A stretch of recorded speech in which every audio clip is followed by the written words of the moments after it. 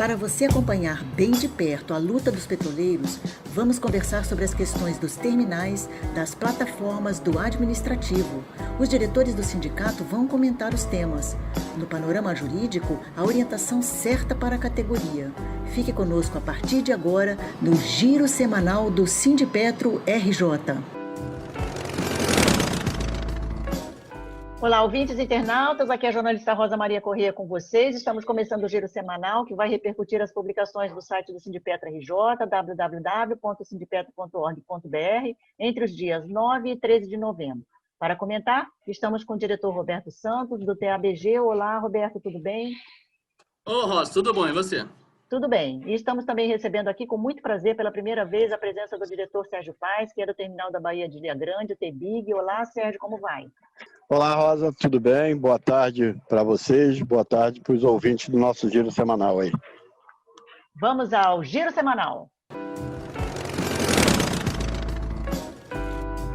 Na segunda-feira, dia 9, foi o início da Semana Interna de Prevenção de Acidentes do Trabalho, a CIPAT, que neste ano precisou se adaptar à situação de isolamento social causada pelo coronavírus. O tema é Cuidados com a saúde, segurança e meio ambiente começam em casa.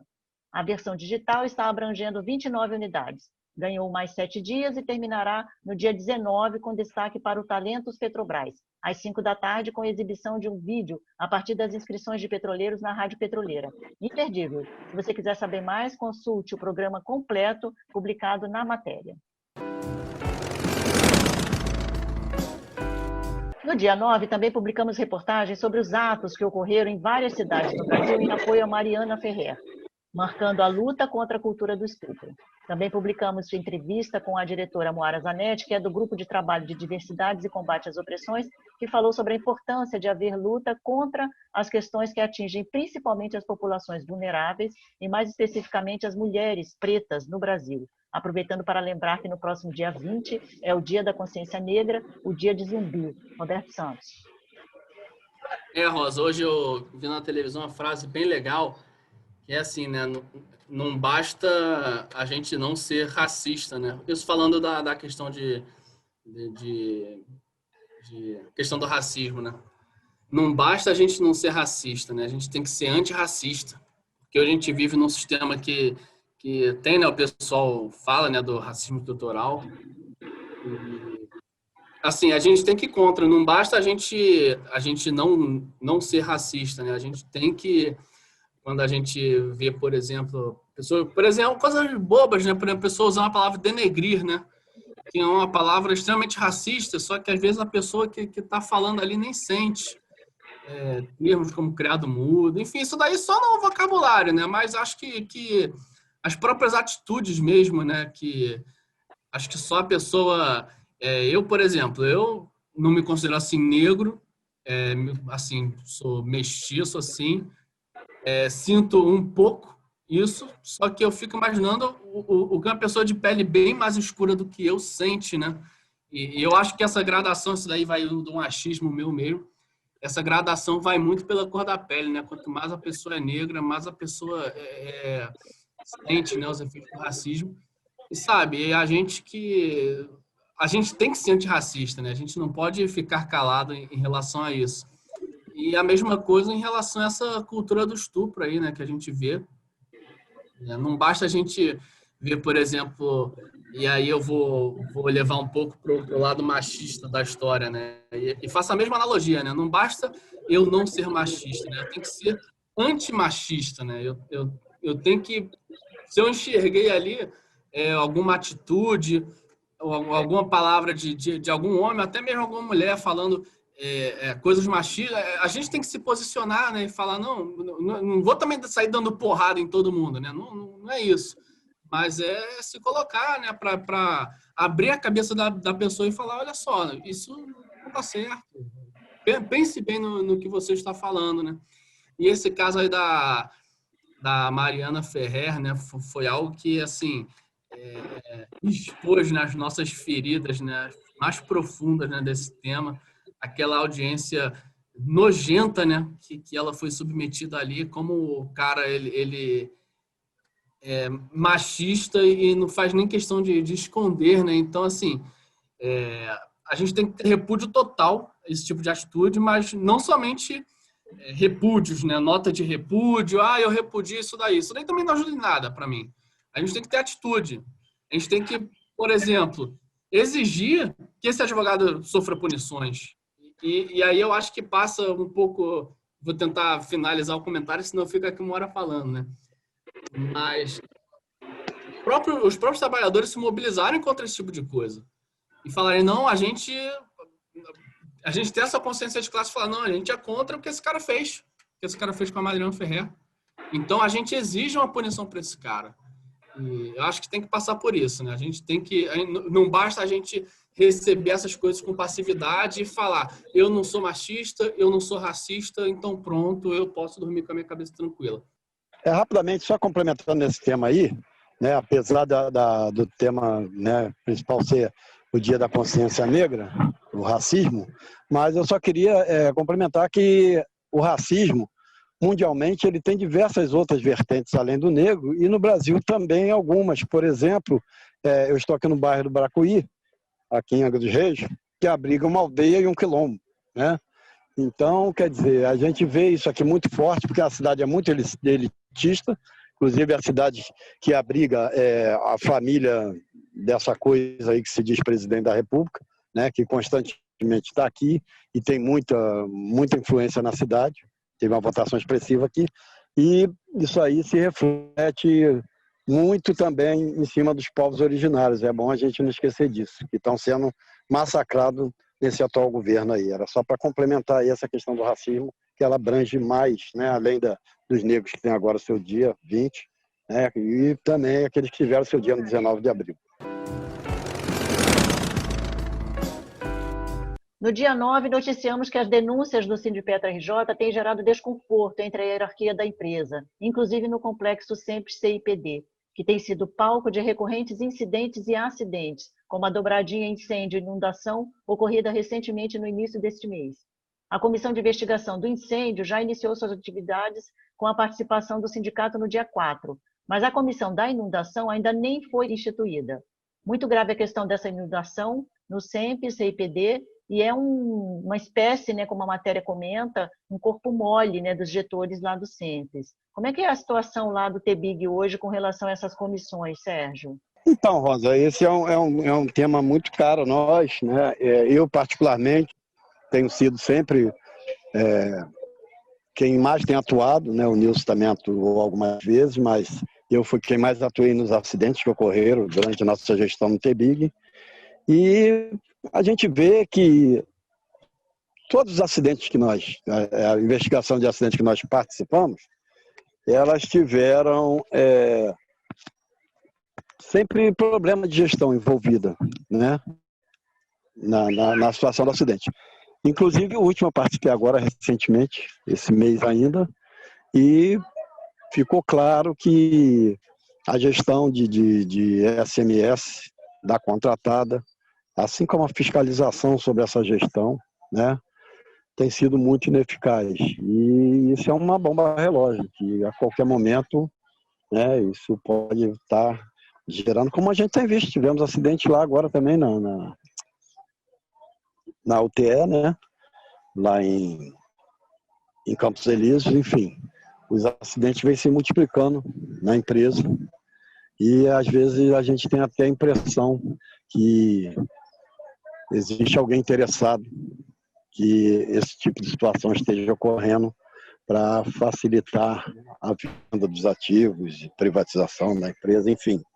É uma situação muito preocupante. A questão da segurança na empresa realmente, nessa última gestão, né, de 2018 para cá, tem sido uma coisa que tem sido abandonada e precarizada sistematicamente dentro da empresa. É uma questão muito preocupante, né? Muito preocupante, e é importante que o trabalhador petroleiro esteja cada vez mais participando, atuando junto às CIPAs para poder tentar frear essa política de descaso com o SMS dentro da empresa. Então nós temos aí, só rapidamente aqui já citamos, né, 3 acidentes recentes só no nosso estado aqui, enfim. Outros vêm ocorrendo em outros locais do Brasil, dentro da empresa. Realmente é uma situação que precisamos que a categoria se envolva nessa luta contra esse enfraquecimento da nossa cultura de SMS, que sempre foi o nosso ponto forte, a perseguição do acidente zero, né, dentro da empresa. A gente sempre batalhou muito em cima disso. Ficamos, pelo menos aqui no TBIG, durante anos e anos sem nenhuma intercorrência de acidente, e de alguns anos para cá isso se tornou, reverteu, né, essa situação que a gente tinha consolidado ao longo do tempo. Então, acho que é importante a gente ter atenção a isso aí. Na terça-feira, dia 10, denunciamos que, enquanto Guedes quer privatizar as estatais, incluindo a gigante Eletrobras, a espanhola Isolux causa prejuízos inestimáveis no Amapá. O caso está gerando discussões sobre as defesas dos privatistas de que os serviços prestados por empresas privadas são melhores do que os prestados por estatais. Neste caso, que deixou os amapaenses no apagão, a empresa privada não resolveu o problema e a Eletronorte é que está tomando todas as providências, além de ter um aporte do governo federal de pelo menos 20 milhões de reais para solucionar o problema. Roberto Santos. Rosa, as consequências da privatização, né? A gente já viu o que aconteceu com Mariana, já viu o que acontece com Brumadinho e agora essa situação no estado do Amapá, né? Assim, o que eu vejo também é o seguinte, não existe responsabilização, né? Parece que fica tudo... não acontece nada. E aí, só voltando um pouco por causa de Mariana, né? Assim, aconteceu aquela tragédia lá em Mariana e deixaram acontecer em Brumadinho depois, né? Assim, um absurdo. E fico imaginando se a gente não tem risco de ter uma outra ruptura de barragem, né? Sabe? A gente não vê consequência, a gente não vê consequência para as coisas. E assim, essa situação que está acontecendo no Amapá, assim, não vamos ter também, se fosse uma empresa estatal, isso nunca aconteceria. Sabe, acho que poderia acontecer também, ainda mais com essas direções aí das estatais sendo indicadas por esse verme aí do Bolsonaro, né? Não consegui achar nenhuma palavra melhor do que isso para ele. Mas sabe, você vê que é muito mesmo, você vê que na iniciativa privada a coisa passa impune total, entendeu? Total. Parece que lá a situação do Amapá, os caras não tinham um transformador de backup. E aí a ANEEL foi lá e fiscalizou e viu que não tinha um transformador e eu fico imaginando e que falou, vou botar o transformador amanhã e fica empurrando com a barriga até acontecer uma tragédia, né? Que, assim, isso é uma tragédia, né? Você vê, há quantos dias, mais de 10 dias já sem energia, né? E Então, tem assim, consequências, né, Roberto? Por exemplo, sem energia, aí começa a faltar água, o comércio está tendo prejuízo, tudo aumentou na os cidade, quer alimentos dizer, que precisam de os O refrigeração, alimentos, funcionamento dos então, hospitais. sim, isso, com os postos certeza. de combustíveis também pararam de funcionar, então, assim, gerou um transtorno, né, para toda a população. E como é que essas pessoas vão ser indenizadas, por exemplo? Quem perdeu tudo que tinha na geladeira não tem o que comer, como é que vai ser? Não E vai ser, assim, né? A empresa não vai se responsabilizar por isso. e a gente falou um pouco, né? O Sérgio falou sobre a questão da investigação de acidentes, né? E outra coisa, né, que passa é a fiscalização, né? A própria ANEEL tinha que fiscalizar e ver, tá faltando. Eu vi por alto esse assunto, não me aprofundei, mas parece que tinha um problema que não tinha um transformador de backup. Eu fico Sim. imaginando, Ele assim, entrou em a própria. manutenção. Esse terceiro transformador, ele deveria estar lá para isso, né, para uma emergência. Só que tem um ano que deveria ter sido feita a manutenção dele e não foi feita. Então, ele estava parado com defeito. E mais grave ainda, recentemente, nessa semana, que os peritos avaliaram, né, e investigaram e definiram que não foi um raio. Então, assim, a Sim, empresa, inclusive, mentiu com relação a isso para a população, dizendo que tinha caído um raio nos transformadores, que são dois, que pararam de funcionar. Quer dizer, não teve raio envolvido. Quer dizer, realmente foi na hora de um temporal muito forte, e aí a empresa disse que tinha caído um raio, e por causa disso eles tinham parado de funcionar, e não foi. Então, assim, tem uma série de problemas envolvendo isso daí, né? E assim, cai esse mito, né, de que no privado tudo é bom, tudo funciona, no privado não tem corrupção. Se isso daí não é corrupção, então me explica o quê? Me diz o que é isso aí, porque para mim isso é corrupção. E na iniciativa privada. Então, assim, esses argumentos aí desses privatistas sempre caem por terra, né? Esses caras não têm argumentação, né?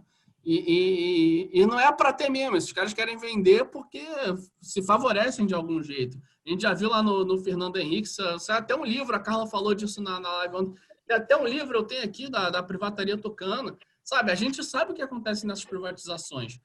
Mas, enfim, acho que é isso, o povo tem que acordar, entendeu? E aí tem que ser uma briga de todo mundo, tem que ser uma briga de todas as categorias. Porra, tá dando merda lá na Amapá. Porra, a gente tem que se mobilizar aqui, entendeu? Eu acho que passou da hora de todas as categorias entenderem que esses problemas são... A gente tem que se enxergar como classe trabalhadora e entender que esses problemas são comuns a todos. Essa questão, Roberto, inclusive, das privatizações, né? Eu faço uma analogia, inclusive, com o problema social grave que a gente tem aí, que são questões de mães, né? De comunidades carentes, menor poder aquisitivo, né? Que por ter que trabalhar, enfim, tentar correr atrás do sustento, às vezes não consegue dar a devida atenção que deveria estar dando aos filhos, porque o Estado não garante a ela, né, esse direito e as condições necessárias para isso, e chega num dado momento que o próprio Estado vai lá e decreta a mãe incapaz de cuidar do seu filho, retira a criança da mãe e coloca para adoção, né? E aí, nesse processo de adoção, muitas das vezes, como já se viu em alguns casos aí, a criança acaba passando por uma situação bem pior, né, do que a situação que ela tinha originalmente e acaba sofrendo, né, com a perda da mãe e com a falta do acolhimento que deveria ter nesse caso. E aí a analogia que eu faço é essa. Em vez do governo investir, dar as condições necessárias, né, para que o funcionamento das estatais tenha o apoio, né, os financiamentos que dá para outras empresas, que não dá nas estatais, poderia estar dando, para que as estatais fossem mais eficientes e gerassem riqueza, né, e lucro para ser investido em saúde e educação, ela dá as estatais para serem adotadas pelas estrangeiras, e é isso aí, é esse maltrato do Amapá e vários outros que a gente vê, Mariana, enfim. Essa é a questão que eu vejo da privatização no Brasil. Na quarta-feira, dia 11, aconteceu a plenária de PLR e divulgamos as assembleias nos dias 17 e 18 para a categoria votar. A proposta da empresa traz vários ataques, como o valor de uma remuneração, e a FNP apresentou uma contraproposta. Sérgio, as assembleias já aconteceram no TBIG, né? As assembleias do TBIG foram as primeiras da base do RJ, já estamos na fase final, né, de conclusão, e a rejeição a isso, que se é que se pode chamar de proposta da empresa, né, que na verdade a proposta que a empresa coloca é da meritocracia para quem ela quiser bem entender e aqueles que politicamente ela não entenda que não são favoráveis à atual política da empresa, eles poderem punir e colocar uma questão que é constitucional, né, que é a participação nos lucros, colocar inclusive como zero para alguns empregados. Então, quer dizer, é uma proposta esdrúxula, né, que teria que ser discutida e a empresa ultimamente não tem feito isso. Ela apresenta, né, na mesa, levanta, vai embora e é isso aí. E estamos rejeitando e espero que a categoria de conjunto rejeite isso aí que a empresa colocou aí. Na quinta-feira, dia 12, foi realizada a live quinzenal sobre a venda das refinarias da Petrobras, na terceira edição da live com participação de trabalhadores da base. O debate transformou-se numa aula com a presença do economista Cláudio da Costa Oliveira e dos trabalhadores que trouxeram a realidade das unidades. Roberto Santos, você participou também, né, falando sobre o TABG. Qual a impressão que te traz, né, de uma live onde a gente traz bastante conhecimento, né, para a categoria para poder fazer o debate e a mobilização? Foi bem legal, Rosa.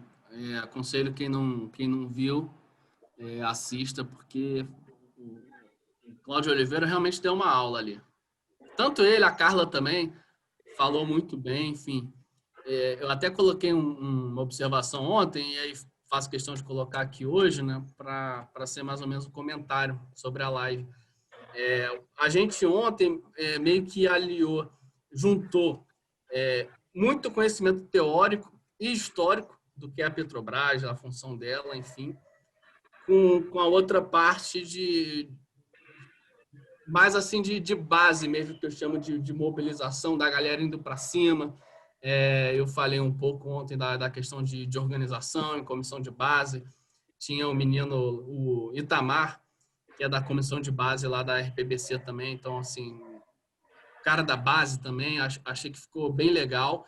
E eu acho que essa união dessas duas coisas é fundamental, né? Porque tem que ter mobilização, os trabalhadores têm que ter agitação da categoria, como eu falei, a questão lá do Amapá, né? A gente não pode se conformar com a situação que está hoje colocada para a gente, de privatização das refinarias. Isso daí a gente tem sempre estar no nosso horizonte. As refinarias estão sendo privatizadas. E aí, assim, essa bagagem histórica, né, e esse conhecimento da Petrobras que tanto a Carla e o Cláudio, mais especificamente os dois, né, colocaram ontem, é importante, né, para dar motivação para a gente caminhar, para dar assim razões entre aspas, né, para dar motivos entre aspas para a gente fazer a nossa mobilização, entendeu? Então acho que a gente tem que saber trabalhar isso, aliás, essas duas coisas aí. Acho que também não é só ficar no teórico, não é só ficar na mobilização, no piquete e na porrada, que acho que é a parte que eu me identifico mais. Eu até coloquei isso lá na base. Tem que ter as duas coisas. E acho que a live ontem trouxe isso assim, de uma forma bem legal, de uma forma... acho que foi bem leve. A live ontem durou 1h40 e eu nem senti o tempo passar. A gente até brincou com isso ontem, né? Assim, foi uma forma bem leve. Sugiro a galera assistir. Pode assistir por partes, não precisa assistir tudo de uma vez, vai assistindo aos pouquinhos, que é bem legal e é essencial, né? Porque a gente precisa se mobilizar, porque se a gente não se mobilizar, as refinarias vão ser privatizadas, não tem jeito. É isso aí. Quem tiver interesse, então, como o Roberto falou, a live está disponível nos dois canais do Sindipetra, a transmissão foi simultânea, no Facebook, é Sindipetra RJ, e também no YouTube. Na sexta-feira, dia 13, foi publicado o edital de publicação das chapas que vão disputar as eleições no Sindipetra RJ, um processo pela primeira vez no formato virtual. Sérgio Paes quer fazer algum comentário? Sim, Rosa, sim. A gente conversou bastante, né, no começo do ano, logo após o início da pandemia, e a eleição que seria lá na época foi suspensa, foi colocada para agora, e esse período, né, lá de abril até agora, quando está se reiniciando o processo, a comissão eleitoral, que é uma comissão eleitoral que, da minha parte, eu entendo que todos os membros dela, né, participaram até agora, são pessoas idôneas e têm agido com toda a lisura e de acordo com o que prevê o Estatuto do Sindicato. E a gente chega no momento que a gente tem que buscar uma nova realidade para que o sindicato possa democraticamente escolher, né, uma nova direção, tendo visto que o nosso mandato já se expirou e a gente não pode ficar aí sem realizar a eleição. E, nesse sentido, a comissão vem analisando as possibilidades e tem buscado a maneira mais democrática possível, de maior abrangência, para que o máximo de pessoas da categoria possam estar participando. Logicamente que isso a gente tem que levar em consideração a pandemia, né? E garantir também a segurança total dos eleitores no pleito. Eu acho que essa é a principal preocupação da direção e acredito que os eleitores vão ter, né, a melhor condição garantida para que eles possam votar nesse pleito com segurança. No dia 17, às 9 da manhã, tem reunião da CIPA-TBG. Nos dias 17 e 18, fiquem ligados no calendário de assembleias para a votação sobre PLR. É muito importante essa participação dos trabalhadores, né, Sérgio? Não, é verdade porque, como disse, é mais um golpe que a empresa vem querer dar na classe trabalhadora de conjunto para beneficiar, né, principalmente aqueles que nem concursados são, que estão aí na empresa apenas no intuito de desmontar a empresa e receber aí um PPP vultuoso. Na quinta-feira, dia 19, é o encerramento da CIPAT. Como comentamos aqui no programa, às 4 da tarde tem debate com as federações e às 5 não percam a exibição dos vídeos Talentos Petrobras. A gente está chegando aqui ao final do nosso giro semanal. Eu vou pedir então para os diretores fazerem uma despedida dos ouvintes. Por favor, Roberto Santos. Agradecer aí o pessoal que ouviu o programa até o final. Peço para todo mundo compartilhar aí. Recado, a gente acabou esquecendo de falar, né? A gente está com um problema no Spotify, então está atrasado, né, a postagem dos programas. A gente está acertando isso daí. Mas vocês podem ouvir o programa no site do sindicato, no YouTube também. Só para esclarecer aí também, que tem a galera que ouve nos agregadores aí, a gente não esqueceu de vocês não, tá bom? E, enfim, compartilhar o programa, compartilhar as nossas mídias, é um recado que eu sempre estou dando. Ainda estamos em pandemia, né? É bom lembrar disso daí. Então, essa é uma maneira da gente para a gente se comunicar com a base, né? Não tem jeito. E, enfim, é isso. Tá ótimo, Roberto. Sérgio Paes.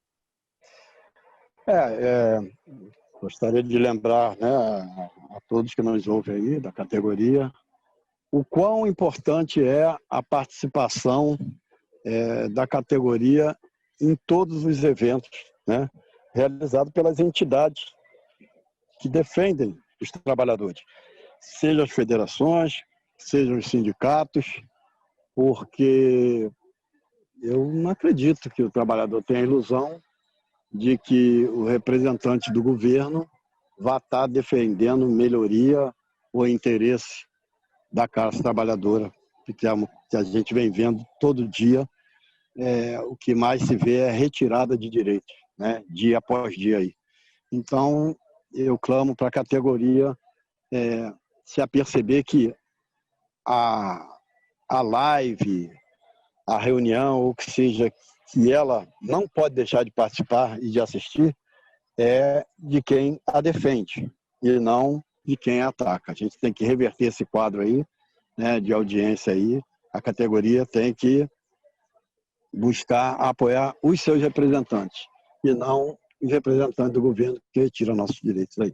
Agradeço a presença de todos aí e até a próxima. Muito obrigada. Agradeço aqui a presença dos diretores, Roberto Santos e Sérgio Paes. Agradeço a audiência, peço que vocês compartilhem. Como o Roberto Santos avisou, a gente está com um probleminha aí no Spotify. A gente também está com a web rádio fora do ar, momentaneamente, mas vocês podem curtir na página da rádio, dentro do site do sindicato e também no YouTube, que a gente começou a postar lá para vocês comentarem. Espero por vocês no próximo programa. Um abraço a todos e até o próximo. Os temas que mais repercutiram na Semana dos Petroleiros, você acompanha aqui no Giro Semanal do Sindipetro RJ, uma nova edição todas as sextas. Ouça e compartilhe.